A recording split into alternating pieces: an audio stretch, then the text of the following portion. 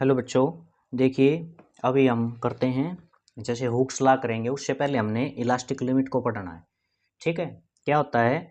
The maximum stress with in which the body regain its original size and shape after the removal of deforming force is called elastic limit. देखो क्या बताया है कि भाई ये जो इलास्टिक लिमिट होती है ना, ये स्ट्रेस की मैक्सिमम लिमिट है।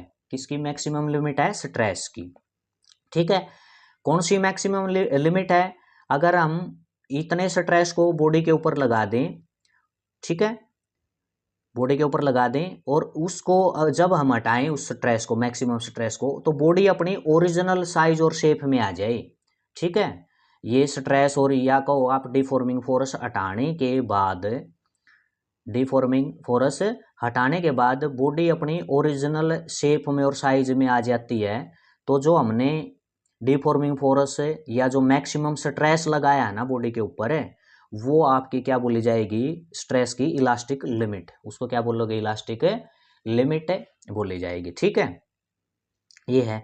If the deforming force exceed the elastic limit, अगर हम इस इलास्टिक लिमिट से ज्यादा और ज्यादा डिफॉर्मिंग फोर्स लगा देंगे तो body acquire a permanent set, एक बॉडी का एक परमानेंट सेट बन जाएगा। And it's said to be over strained, तो बॉडी आपकी ओवर स्ट्रेन्ड हो जाएगी।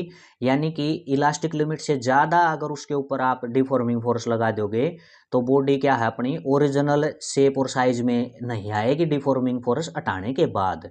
ठीक है, वो परमानेंटली क्या है? ओवर स्ट्रेन्ड हो जाएगी। जैसे ये स्प्रिंग है, देखो बच्चों, क्या ये स्प्रिंग है? इसको आप खींच रहे हो, छोड़ते ही अब वापिस अपनी ओरिजिनल पोजीशन में आ जाएगा जितनी इसकी लेंथ है। ठीक है, लेकिन आप इसके ऊपर बहुत ज़्यादा डिफॉर्मिंग फोर्स लगा रहे हो, जितना लगना चाहिए उससे भी ज़्यादा लगा रहे हो, यानी इलास्टिक लिमिट से ज़्यादा लगा रहे हो इसके ऊपर।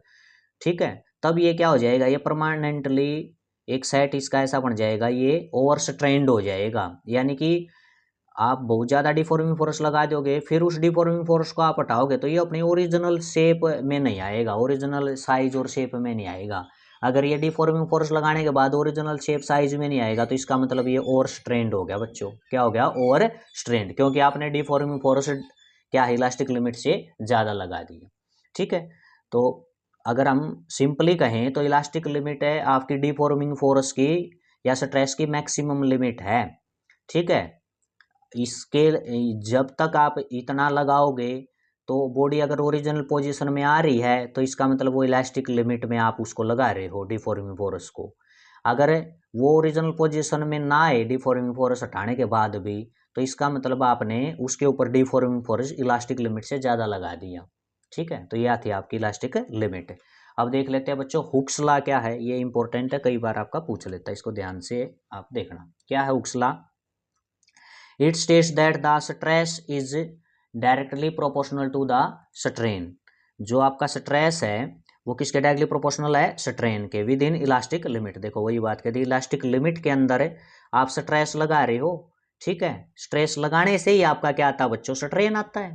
पता है ये तो सबको। हम फोर्स लगाएंगे तभी तो लेंथ में चेंज आएगा, और ओरिजिनल लेंथ से आपकी लेंथ चेंज होगी तभी आपका स्ट्रेन निकलता है। तो मेरे कहने का यही मतलब है कि हुक्स लॉ में ये बताया कि जो स्ट्रेस है ना आपका, वो किसके डायरेक्टली प्रोपोर्शनल है? स्ट्रेन की। ठीक है, आप स्ट्रेस ज़्यादा करोगे तो आपका स्ट्रेन ज़्यादा आएगा बॉडी के अंदर, स्ट्रेस ज़्यादा करोगे तो क्या आपका स्ट्रेन ज़्यादा आ जाए, स्ट्रेस बढ़ाते जाओगे स्ट्रेन बढ़ता जाएगा। तो स्ट्रेस डायरेक्टली प्रोपोर्शनल क्या है बच्चों? स्ट्रेन। हुक्स ने बताई ये बात। ठीक है, अब स्ट्रेस है, प्रोपोर्शनलिटी को हटाकर क्या लगा दिया आपने? ये कांस्टेंट कह दिया। ठीक है, इनटू स्ट्रेन। ठीक है, अब कांस्टेंट क्या हो जाएगा? ये स्ट्रेन इसके नीचे चला जाएगा, यानी स्ट्रेस और स्ट्रेन ये हो जाएगा, ये किसके बराबर है? कांस्टेंट के बराबर है। और इसको जैसे स्ट्रेस को किससे दिखाते हैं बच्चों? सिग्मा से।